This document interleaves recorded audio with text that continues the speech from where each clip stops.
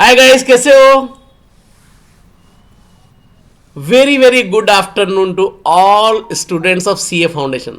वो सारे CA foundation के स्टूडेंट जो दिसंबर 2023 एग्जाम में अपियर होने वाले हैं, उन सबको मेरा प्यार भरा नमस्कार।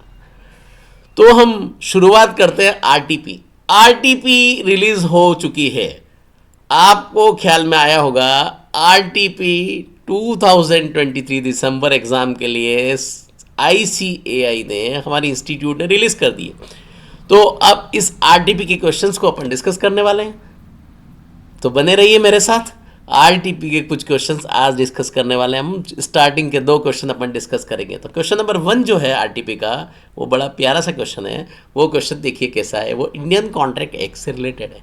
तो एक शीतल नाम की लड़की है, और उस शीतल नाम की लड़की ने, केस नंबर 1 की बात कर रहा हूँ मैं, शीतल नाम की लड़की ने कॉन्ट्रैक्ट किया है शरद विद्या मंदिर से। किससे कॉन्ट्रैक्ट किया है? शरद विद्या मंदिर से कॉन्ट्रैक्ट किया है। क्या कॉन्ट्रैक्ट किया है? 50 बार डांस परफॉर्मेंस देगी और 8,000 रुपीज़ पर परफॉर्मेंस उसको मिलेगा। और ऐसा वो करती रहेगी कब तक? आगे आने वाले कुछ मंथ तक। समझ गए बात? और ये कब करेगी? वीकेंड के केस में करने वाली है, वीकेंड में करने वाली है, एवरी वीकेंड। और ऐसा आगे कई मंथ तक चलता रहेगा सिलसिला। लेकिन एक मंथ जैसे ही हुआ, उसने ये सब करने में क्या किया? ये सब करने में उसकी तरफ से इरेगुलरिटी। इसका मतलब ये हुआ कि उसने ये सब काम करना बंद कर दिया। तो बिना इन्फॉर्म किए, पर्सनल रीज़न की वजह से उसने क्या किया? परफॉर्मेंस देना बंद कर दिया। ऐसा होता है ना, बच्चे भी क्लास ज्वाइन करते हैं, बड़े जोश जोश में होते हैं, रेगुलर आते हैं शुरू शुरू में, फिर बाद में क्या होते हैं? धीमे धीमे धीमे धीमे वो पढ़ाई करना कम कर देते हैं। होता है ना, बाद में क्लास कभी आते हैं कभी नहीं आते हैं, ऐसा होता है। शुरू शुरू में तो जोश होता है उनमें, तो ऐसा इसमें भी हुआ। तो क्वेश्चन ये है कि जो मैनेजमेंट है ना शरद विद्या मंदिर का, वो क्या कॉन्ट्रैक्ट को टर्मिनेट कर सकता है? क्वेश्चन नंबर 1 है, बड़ा सिंपल सा क्वेश्चन है। तो इंडियन कॉन्ट्रैक्ट एक का हवाला करते हैं, उसका रेफरेंस अगर दें तो उसके हिसाब से बोल सकते हैं कि डेफिनेटली, चूंकि कोई भी प्रॉमिसर अगर अपनी तरह से प्रॉमिस पूरा करने में, प्रॉमिस को परफॉर्म करने में डिसेबल्ड हो रहा है, ठीक है ना, या फिर यूं कहें कि वो उसकी तरफ से रिफ्यूज़ल हो रहा है प्रॉमिस को परफॉर्म करने में, तो डेफिनेटली जो दूसरी पार्टी है जिसको बोलते हैं अपन प्रॉमिसी, वो contract they can put an end on contract, they can terminate the contract. Definitely वो टर्मिनेट कर सकता है कॉन्ट्रैक्ट। समझ गए बात? तो डेफिनेटली वो टर्मिनेट कर सकता है। हाँ, लेकिन अगर उन्होंने, वो दूसरी पार्टी न चाहे टर्मिनेट करना और रिटर्न में या इस तरीके से हाँ कर दिया उन्होंने, प्रॉमिसी ने, दूसरी पार्टी ने, तो फिर चलता रहेगा कॉन्ट्रैक्ट। मतलब कुल मिला के हम बोल सकते हैं कॉन्ट्रैक्ट को टर्मिनेट करने का पूरा पूरा राइट है। कौन सी पार्टी को? प्रॉमिसी को, सेकंड पार्टी को। सेकंड क्वेश्चन जो है, अगर सेकंड क्वेश्चन को लें तो सेकंड क्वेश्चन में लिखा है, if the management of Sharad limited inform Sheetal about it's continuance. Second में ऐसा लिखा है कि जो शीतल लिमिटेड, जो शरद लिमिटेड है, उन्होंने शीतल को इन्फॉर्म कर दिया कि चलो कोई बात नहीं, तुम कंटिन्यू रखो। क्या करो? तुमने जो किया सो किया, बीच में ब्रेक कर दिया, कोई बात नहीं, इसके बाद तुम आना चाहो तो कंटिन्यू रखो, हम तुमको अलाउ करते हैं। तो अलाउ कर दिया। तो अलाउ करने के एक महीने बाद या कुछ दिन बाद फिर मैनेजमेंट बोले हम तो कॉन्ट्रैक्ट तोड़ देंगे। क्यों कॉन्ट्रैक्ट तोड़ देंगे? क्योंकि पहले तुमने क्या किया था? बीच में बिना बताए कॉन्ट्रैक्ट को ब्रेक कर दिया था। अब बीच में बिना बताए कॉन्ट्रैक्ट को ब्रेक कर दिया तो मैनेजमेंट को उसको कॉन्ट्रैक्ट को तोड़ देना चाहिए। उन्होंने तोड़ा नहीं और बोल दिया कि हम कंटिन्यू रखेंगे। अब कंटिन्यू रखने की बात हो गई, इसका मतलब शीतल को लगा इन्होंने मेरे को माफ़ कर दिया। अब थोड़े दिन चलता रहा, एक महीने तक चलता रहा, 1.5 महीने तक चलता रहा, और फिर बाद में मैनेजमेंट बोले कि अब हम कॉन्ट्रैक्ट को क्या करेंगे? टर्मिनेट करेंगे। तो ऐसा करना अलाउड नहीं है। तो एक बार अगर मैनेजमेंट ने उसको कंटिन्यू कर दिया तो बाद में फिर उसी ग्राउंड की बेसिस पे कॉन्ट्रैक्ट को टर्मिनेट नहीं किया जा सकता। ये क्वेश्चन नंबर 2 का आंसर है। और क्वेश्चन नंबर 3 लिखा है कि क्या डैमेज मांगा जा सकता है? डैमेज मांगा जा सकता है। तो देखो, डैमेज मांग सकते हैं अगर आप कॉन्ट्रैक्ट टर्मिनेट कर रहे हो। डेफिनेटली आपको जो लॉस हुआ है, कौन कॉन्ट्रैक्ट? जो मैनेजमेंट है वो बोल रहा है कि देखो आपकी तरफ से डिफ़ॉल्ट हुआ है तो we will terminate the contract, so we want damage because we have sustain certain losses. तो damages can be claimed by management. Definitely, no doubt at all, management can claim the damage. Management damage मांग सकता है। किससे मांग सकता है? शीतल से, no doubt, कोई प्रॉब्लम नहीं। लेकिन अगर एक बार मैनेजमेंट ने उस कॉन्ट्रैक्ट को कंटिन्यू करने का डिसीजन ले लिया कि कंटिन्यू करेंगे और उस टाइम पे डैमेज का नहीं बताया, तो सब्सिक्वेंटली डैमेज लेना अलाउड नहीं है। मैनेजमेंट ने बोला ओके तुम कंटिन्यू रखो कॉन्ट्रैक्ट को, और एक महीने बाद अचानक से मैनेजमेंट जाग जाए और फिर बोले अरे वो पहले तुमने डिफॉल्ट किया था ना, उसका हमको डैमेज दो, लॉस हुआ है, वैसा पॉसिबल नहीं है। इसका मतलब केस 1 में तो पहले वाले पार्ट में तो डैमेज मांगा जा सकता है, लेकिन दूसरे वाले पार्ट में डैमेज नहीं मांगा जा सकता है। ये थर्ड पॉइंट का आंसर है। तो ये पूरा का पूरा आंसर है, ठीक है ना। तो फाइनल आंसर क्या है? Sheetal could not perform as per the terms of contract, so they can terminate the contract, first question का आंसर।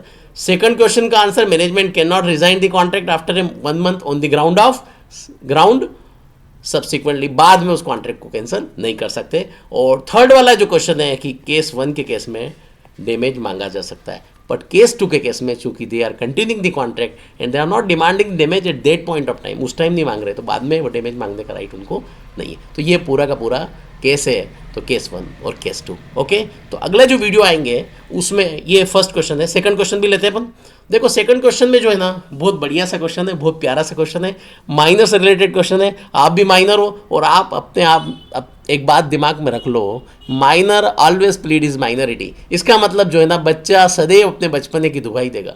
बच्चे के फेवर में बात होगी तो डेफिनेटली बच्चे को फायदा है, हाँ बच्चे के लिए नेगेटिव बात होगी तो कुल मिला के दोनों केस में क्या होगा, बच्चे को फायदा मिलता है। Minor always plead is minority.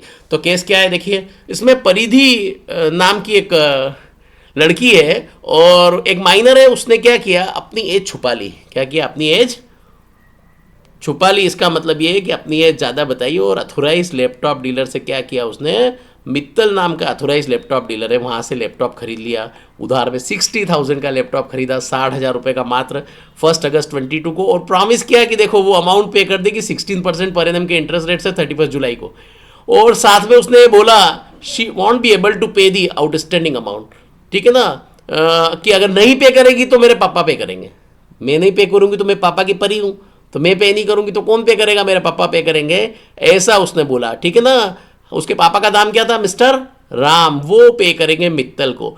1 साल हो गया, परिधि ने तो पेमेंट किया नहीं, ठीक है ना। तो परिधि से मांगा गया पैसा, मित्तल साहब ने मांगा पैसा कि पैसा दो, तो परिधि ने तो मना कर दिया, परिधि तो दे नहीं रही है, ठीक है ना। बोले कि मैं तो माइनर हूँ, आप मेरे से पैसा ले नहीं सकते हो। तो अब बाद में कुछ साल बीत गए, तो कुछ साल बीते तो बड़ी हो गई, जैसे जैसे समय बीतता है बच्चे तो बड़े होते ही हैं, और बड़ी कितनी हो गई, मेजर हो गई, वो 1 जनवरी 25 को वयस्क हो गई। अब क्वेश्चन ये अराइज हो रहा है कि क्या जो एग्रीमेंट हुआ था माइनॉरिटी के टाइम पे वो रेटिफाई हो सकता है, पॉसिबल है। तो क्वेश्चन ये आ रहे हैं, 3 क्वेश्चन अपने दिमाग में है। क्या परिधि के अगेंस्ट में वो जो भी अमाउंट है इंटरेस्ट सहित उसकी रिकवरी का मित्तल साहब केस कर सकते हैं।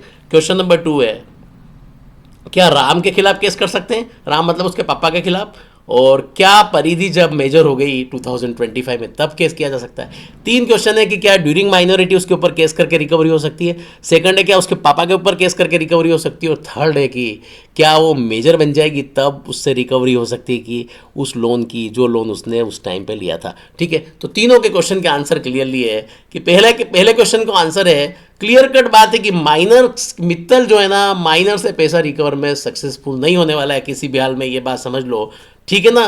क्योंकि माइनर ने जो भी परचेस किया है ना, माइनर के साथ कौन खड़ा हुआ है, माइनर के साथ लॉ खड़ा हुआ है, जैसे आप लोगों के साथ हम खड़े हुए हैं, ठीक है ना। आईसीआई आपका कुछ नहीं कर सकती, क्योंकि जब तक टीचर स्टूडेंट्स के साथ खड़े हुए हैं आईसीआई आपका कुछ नहीं बिगाड़ सकती। इसी तरीके से माइनर के साथ कौन खड़ा हुआ है, लॉ खड़ा हुआ है। Minor is always protected by law, law will always protect the minor. इसका मतलब कानून हमेशा माइनर की अवयस की सुरक्षा में लगा हुआ है, याद रखना।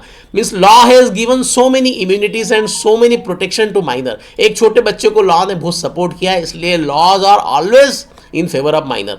तो माइनर से रिकवरी पॉसिबल नहीं है। दूसरा जो केस है, क्या उसके पापा से पैसा लिया जा सकता है। माइनर ने जो चीज़ खरीदी थी, क्या खरीदी थी मालूम है ना, 60,000 रुपीज़ में वो लैपटॉप खरीद के लाई थी उधार में, तो क्या उसके पापा से पैसा ले सकते हैं, आंसर नहीं ले सकते उसके पापा से पैसा, अनलेस वो माइनर पापा का एजेंट है। हाँ, माइनर अगर पेरेंट्स का एजेंट बन के काम कर रहा है तो उस केस में पेरेंट्स से रिकवरी पॉसिबल है, अदरवाइज माइनर से उसके पेरेंट्स से भी रिकवरी पॉसिबल नहीं है। इसका मतलब जो है मित्तल साहब जो है मिस्टर राम से भी पैसा रिकवर नहीं कर पाएंगे। थर्ड वाला जो केस है, क्या माइनर अगर मेजर बन जाए, माइनर अगर मेजर बन जाए तो क्या उससे रिकवरी पॉसिबल है? आंसर है नहीं है, बिल्कुल नहीं है, क्योंकि माइनॉरिटी के टाइम पे जो कॉन्ट्रैक्ट किए सच contract can not even be ratified on attaining the majority. तो जब आप मेजर बन जाओगे उस टाइम पे भी ऐसे कॉन्ट्रैक्ट को रेटिफाई करना मतलब अप्रूव करना, कंफर्म करना, वैलिड करना, वो प्रैक्टिकली पॉसिबल नहीं है। मतलब कुल मिला के तीनों केसेस में mister Mittal is not going to succeed. तो तीनों केसेस में मिस्टर मित्तल जो है, दुकानदार जो है, वो हाथ मलता रह जाएगा, उसके हाथ में कुछ नहीं आएगा, कुछ भी अमाउंट वो रिकवर नहीं कर सकता माइनर से, क्योंकि उसने सबसे बड़ी जो गलती कर दी जीवन में वो की माइनर के साथ उसने कॉन्ट्रैक्ट किया, माइनर के ऊपर भरोसा किया। इसलिए माइनर के ऊपर कभी भरोसा मत करो, माइनर के साथ कॉन्ट्रैक्ट करने में बड़ी सावधानी रहो, बड़ी सावधानी से आप कॉन्ट्रैक्ट करो। जैसे सावधानी हटी, समझ लो आप सावधानी हटी कि दुर्घटना घटी। Okay, thank you so much. ये आरटीपी के 2 क्वेश्चन अपन ने डिस्कस किए। अगले जो आगे वीडियो आएंगे उसमें आरटीपी के रिमेनिंग क्वेश्चन अपन डिस्कस करेंगे। Okay, till then bye bye, thank you so much.